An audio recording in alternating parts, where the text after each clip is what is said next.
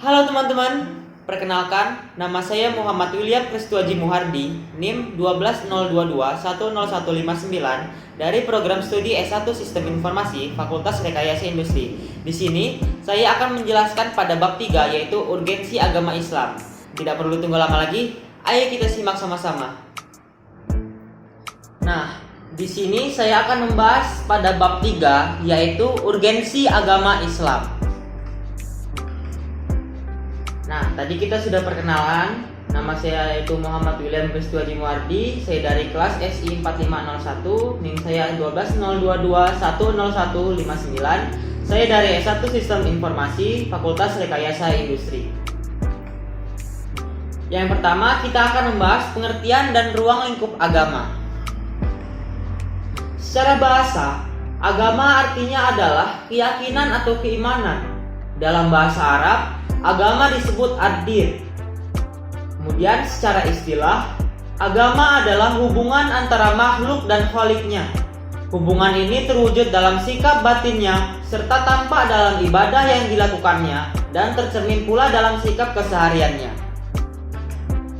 Kemudian kita akan membahas fungsi agama. Yang pertama, agama berfungsi sebagai sarana pendidikan. Mengapa?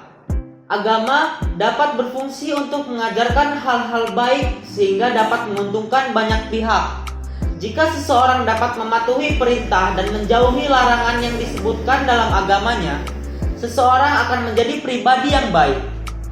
Yang kedua, agama sebagai sarana untuk keselamatan. Agama merupakan sarana terbaik untuk memohon atau mengharapkan keselamatan dengan selalu mengingat dan berhubungan kepada Tuhannya. Yang ketiga, agama sebagai jembatan perdamaian dunia. Agama dapat menciptakan persatuan dan kesatuan karena agama mengajarkan kita untuk saling menghormati dan menyayangi. Oleh karena itu, agama dapat menjadi jembatan perdamaian dunia. Yang keempat, agama sebagai alat untuk sosial atau bersosialisasi. Orang yang beragama akan lebih peka dan cepat tanggap jika menemui masalah-masalah sosial. Contohnya seperti jika kita menemui orang yang sedang kelaparan, atau orang yang membutuhkan sesuatu, atau orang yang sedang jatuh dalam kemiskinan. Orang yang beragama akan lebih cepat tanggap dan peka dan langsung membantu mereka. Karena di dalam agama kita diajarkan untuk saling menyayangi dan saling menghormati. Dan yang terakhir, agama sebagai benteng kekuatan. Agama sebagai benteng kekuatan manusia agar manusia dapat menuju jalan yang benar dan terhindar dari jalan yang salah. Kemudian kita akan membahas sistematika Islam holistik. Hakikat din al-Islam. Din berasal dari kata dana, yadinu, dinan.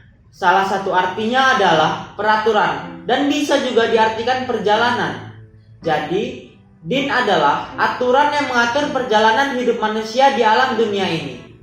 Jika dirangkai dengan kata Islam yang menjadi din al-Islam dan memiliki arti yaitu tata cara hidup ala Islam yang mengatur perjalanan hidup manusia sesuai dengan petunjuk Allah. Din terbagi menjadi dua, yaitu din al-haq dan din al-batil. Kemudian terdapat surah yang membahas tentang din, yaitu pada surah Quran surat Ali Imran ayat 85, yang artinya barang siapa mencari agama selain agama Islam, maka sekali-kali tidaklah akan diterima din itu daripadanya, dan dia di akhirat termasuk orang-orang yang rugi. Nah, kemudian kita akan membahas pilar-pilar Islam. Yang pertama, akidah. Akidah adalah ikatan yang terpatri di dalam hati. Akidah merupakan sesuatu yang fundamental dalam din al-Islam, karena sebagai titik dasar awal seseorang menjadi muslim. Akidah sebagai landasan din al-Islam merupakan ajaran yang universal yang abadi. Sejak adanya misi risalah Nabi Adam alaihissalam hingga kerasulan Muhammad sallallahu alaihi wasallam, yakni membawa misi akidah yang sama, yaitu tauhid. Makna tauhid adalah mengesahkan Tuhan dalam segala hal. Yang kedua ada syariah. Secara umum, syariah didefinisikan sebagai kitab al-syar'i al-muta'alliq bi af'al al-mutakallafin bi al-iqtisa au al-tahhir au al-wad'i au al-mani, yakni ketentuan Allah yang berkaitan dengan perbuatan subjek hukum berupa melakukan sesuatu perbuatan, memilih atau menentukan sesuatu. Yang ketiga, akhlak. Posisi akhlak apabila seseorang memiliki akidah yang benar dan kokoh dan akan mudah melaksanakan syariah secara konsisten. Yang selanjutnya dapat membuahkan akhlak. Akhlak meliputi perilaku manusia yang nampak maupun yang tidak nampak seperti kegiatan hati. Akhlak meliputi hubungan dengan Allah, hubungan dengan sesama manusia, dan hubungan dengan alam sekitar. Nah, itu saja yang bisa saya sampaikan tentang urgensi agama Islam. Mohon maaf apabila saya masih terdapat kesalahan-kesalahan dalam pembahasan saya. Terima kasih. Assalamualaikum warahmatullahi wabarakatuh.